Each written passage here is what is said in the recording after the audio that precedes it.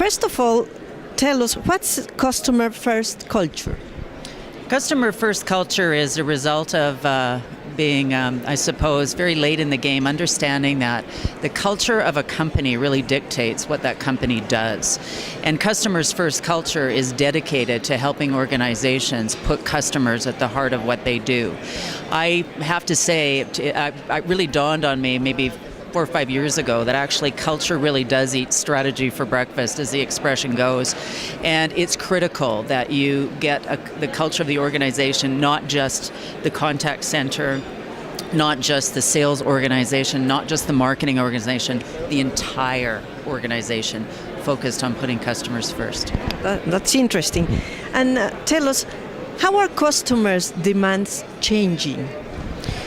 I'm not so sure that customer demands are changing, although there's much has been said at the conference about the customers being like wolves and like gorillas and so on. I don't think that that's a very good metaphor to use, to be honest. It's a very aggressive way of talking about customers, and I frankly don't agree that that's what's happening.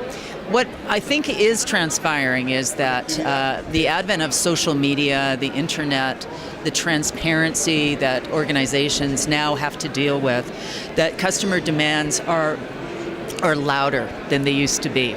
I'm surprised that organizations don't understand that the things that customers are saying about them in social media aren't new because social media exists. They were always saying those things. There just wasn't a way to express them in such a public fashion.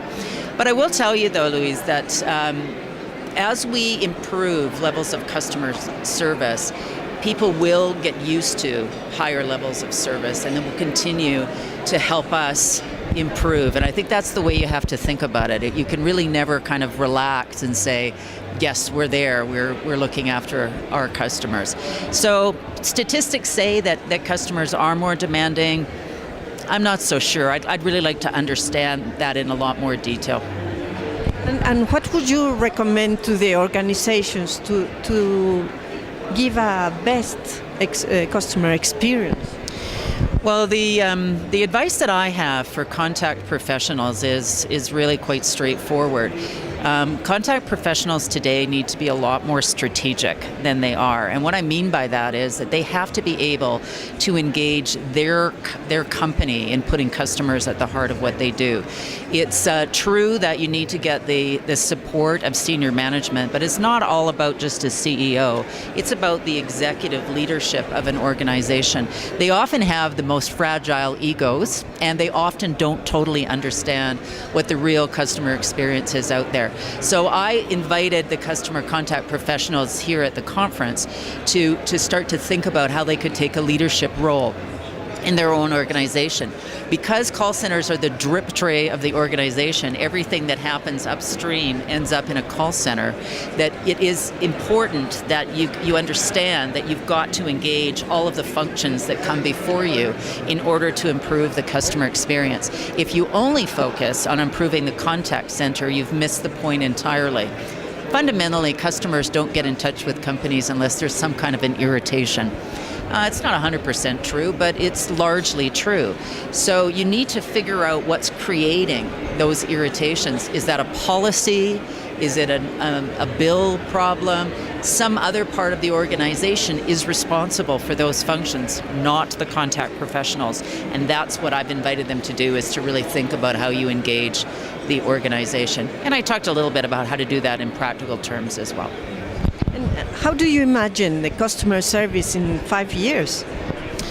I think that customer service in 5 years will be pretty much what it is now. I hope that social media does its work and creates the volume of customer dissatisfaction loud enough that companies take it seriously. It's been true for a long time that organizations say they put customers first and their most important priority is customer experience, but there's very little activity that goes after that. It's kind of like joining a gym, but never going to the gym and then being, can't understand why you're not in shape. I would say that the biggest change that we will see is the migration of customers dealing with organizations for service through their mobile devices. That is a big game changer, and I believe that really will change the nature of customer contact. I don't think contact centers are going to go away, because you still need to have human beings deal with the issues that require human sensitivity and reasoning. And machines and automation are good, but they don't always do the trick when a customer needs help from an organization. More and more, though, we'll be doing that on a mobile device. And what do you think about this event? Well, I'm delighted. Having been to Mexico before, but not Mexico City, so that's a treat to come and see such a gorgeous city. This is very well attended, and I think the quality of the questions that the audience has asked, some of the colleagues that I have as speakers are really very, very good. And this itself, the show here is excellent.